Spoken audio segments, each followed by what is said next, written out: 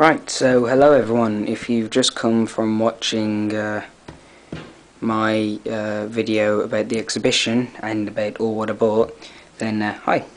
I wanted to do, I've got oil all over my hands now. I thought I'd do this one first because this one actually needed quite a lot of care and attention done to it. By no one's fault, I just bought it. I didn't know what it was going to be like. I normally buy engines not knowing what they're going to be like, whether they're off eBay or from second-hand stores such as Keith's Railways and everything. And it is, of course, as you can tell, the 9F Evening Star, which was the last ever steam engine to be built in 1960. Obviously, it's 92220, but I'll get onto all the little details later. So, let's see, keep forgetting about that. So we'll start off with the tender first, just so I can leave you wondering how good the actual main loco is itself. So, because it's a triangle, the colour isn't as good as it's a slightly darker colour. No, sorry, a slightly lighter colour to what it would be of that on one of the newer locomotives that Hornby or Bachmann do, but because it's a triangle, it won't be as good a detail as what the Hornby and Bachmann do of now. But anyway, so if you just have a look, okay. Anyway, so that is the late, of course, being built in around 1960. That is the late British Railways symbol. It isn't as defined as, say, one of the ones that you could buy now, because the crown is basically just a gold smudge and not really in a massive shape of a crown. I believe the livery that it's in is Brunswick green. Can't remember. The coal load doesn't look that realistic. It looks like something you'd get in one of the Hornby Thomas the Tank sets, one of the older ones. There's quite a bit of dust. I'll have to go over that on the tender. I can't remember what sort of tender this is. I think it's a BR1B or something. I can't remember. I'm sure either I'll correct myself or someone will correct me in the comments. It has a water filler cap, I guess you could say. I've never found out what this little bulge is. Once again, you can always tell me in the comments if I'm right or wrong. The ladder is separately moulded and is moulded in black, so it does stand out from the dark green. It has a pre-fitted vacuum pipe on it. I don't know whether that has been added after or whether it was added in store. It has one of the large tension lock couplings. So, yep. Obviously I could take it out if I wanted to, but I don't want to. Obviously it can take trains around corners quite well. On the other side, again, quite a blurry crown. The tiger's still there, and let's just say it's not as defined as one nowadays. It's got the axle boxes and the, I don't know whether they're suspension springs or what, just above that. You've got the ladders going up to the tender. You've actually got a little bit sticking out for the fireman to get the coal. You have got some extra details, such as like how much, I don't know which one's which, how much coal and water comes through. You have got the two little levers there. You've got a door there, I guess, to make more coal come out, and then you've got another door above that. You can see all the gears underneath. It says Hornby, made in England. Not many things are made in England these days. Oh, better move that out of the way, otherwise my camera won't focus properly. And we'll bring in Evening Star herself. Now, I don't know whether I mentioned, I don't think I have, it is tender driven. So, yeah. Look, from just first glance, it does look almost similar, very almost similar to that of the Railroad Range Evening Star of today. So, I believe the coupling was taken out after, sorry, it was made. Does look really nice. So anyway, so this is also in Brunswick Green. Please correct me if that's wrong. It is a 210-0. Yep, 210-0. And like the ones of today, and actually like the one in real life, I don't know whether it's 2 or 1 of the like kind of centre wheels have no flange. So yep, like the same on the model as well, so it's quite realistic. I did have some dry oil stains on here, but you can easily wipe that off, or it'll fade off. The nameplate is, I believed, etched, which was added afterwards, after it was made.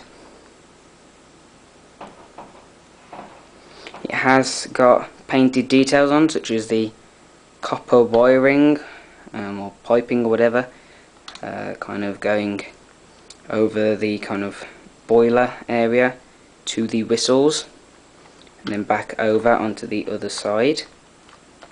Now on the Railroad Range, I think you have to buy a premium now to get this kind of detailing on the side bit, and then that leads up obviously over the boiler again. The front, I don't know what you'd call it, bogie, either way, the first two wheels are actually sprung just at the back there, you can see. Now, the reason there's so much oil is because we actually had to oil the wheels so they'd stop sticking, and also I had to oil the tender. Well, my dad oiled the tender so that it'd run a bit more smoothly. You've got the safety valves. I don't know whether they're separately fitted or not. They do look separately fitted. They have painted the double chimney. Sorry about that slight pause. They have painted the double chimney copper.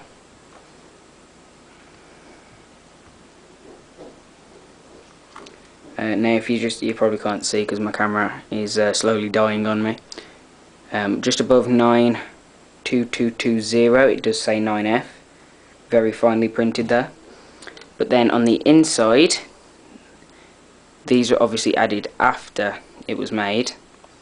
You have got two people in there. You have got a driver and a fireman, and this actually does kind of almost go into the coal, just go like that, so it does look really realistic.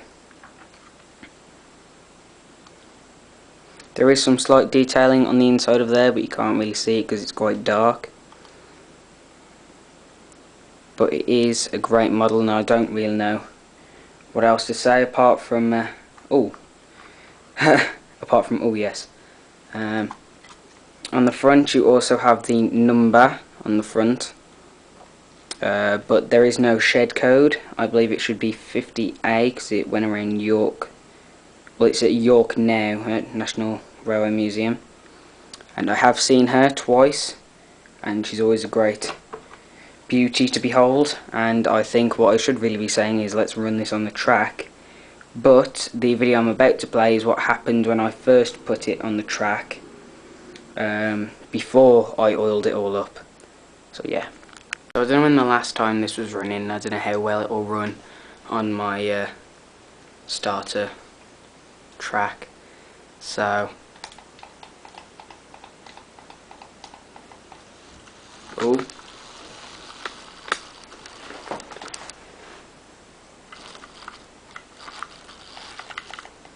Come on. Right. I think the wheels need a good oil. So let's try it in reverse. Come on. Okay, it works quite well in reverse. Oopsie, sorry. See how fast it can go. This seems to be its fastest speed and doesn't like points or straight track.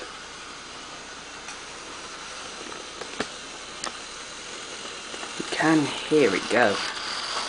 Look at all them wheels. Right, so let's see if it'll go in forward. If I just bring this down a bit. Oopsie, not that far down. Right, so let's see how well it goes forward. Now. Yeah, it doesn't seem to. Wheels don't want to go forward, it would seem.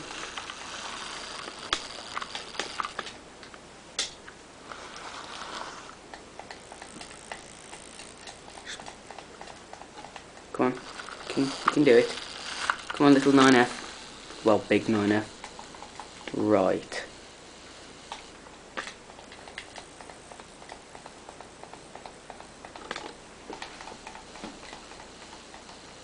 Believe it or not, the wheels are actually moving, and you probably saw my face then.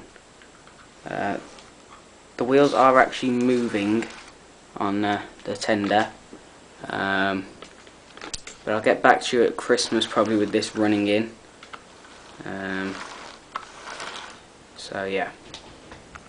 So we're back again at the layout, and here she is again.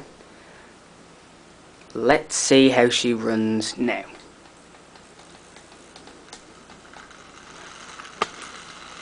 Relatively smoothly. Then when you come to the corners, she does like to slow down, so you do have to put a relatively fast speed for her to go around the corners. There she goes into Ward Junction Station. Round the sheds. There she comes. As you can see, she does speed up on the straights, but then when it comes to the curves, she does slow down. I haven't really experienced this with any of my other engines. There's the 14XX there. Haven't really experienced it with any of my other engines, of Triang or Hornby or Bachmann or anything like that. So I don't know whether it's just because she's old. Obviously the motor would be quite old. Don't know. So it is just one of life's mysteries. I will actually couple her up to some Pullman coaches, and you can see her run like that in a minute. Now these are my Triang coaches, and then at the very back is a new Hornby coach. These I also got from Keith's Railways, but that was before a couple months ago when I went to Chasewater and he was there. Now, at first, when I got all these trains, so Evening Star, my Intercity 125, the 14X, well not the 14XX, I was really sceptical because them two weren't really working that properly. I had some not having any issues with them. I had a problem with my standard 4. Obviously the connector broke. One of the connecting rods has broken, and now Evening Star and the Intercity 125 wasn't working properly, but now I've run them in properly, they're working fine. So if ever you do go to a place and Keith's Railways is there, I'd really recommend picking your stuff up. You might need to give some of the engines a bit of care and attention, but they are really worth it because most of them are quite cheap prices, and once you get them working they're great. So here's Evening Star pulling the Yorkshire Pullman.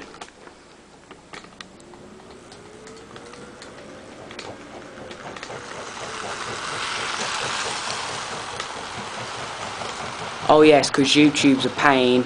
I have not been paid to say that Keith's Railways is good or anything.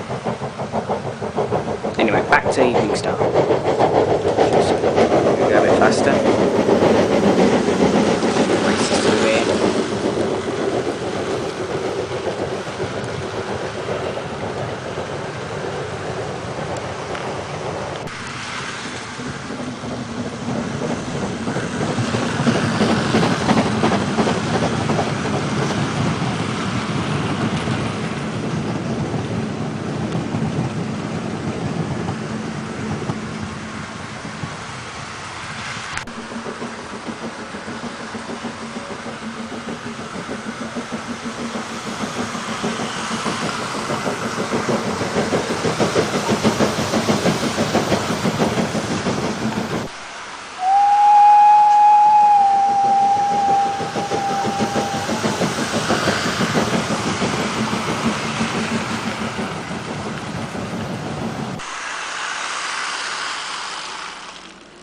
So once again, like I said, if you ever find an exhibition that has Keith's Railways there, and you see something that you like, I'd really get it, because it'd be quite hard to find it at a cheaper price, because Evening Star I got for £34.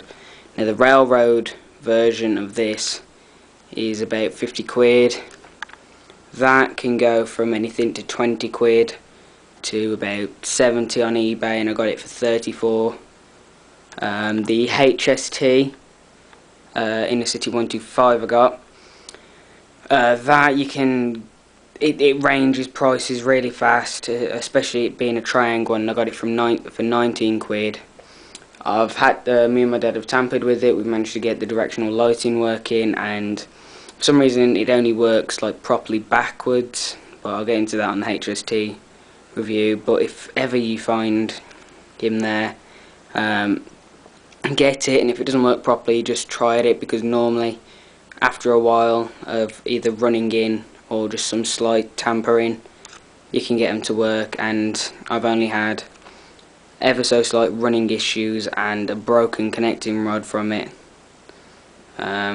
It still runs fine. Both of these run fine. 14XX runs fine, so really recommend it. If you're not going to get any trains, then definitely get coaches, because they're always in great condition. So yeah. Oh yeah, by the way, I have not been paid to say this, blah blah blah. Thanks for your continued support on this channel. After the first couple months, I've managed to get up to 41 subscribers, so thanks. And that's about half as much as I've got on my main channel, and it hasn't taken about 3 years to get that way. So I really thank you guys, and hope you have a great day, and bye.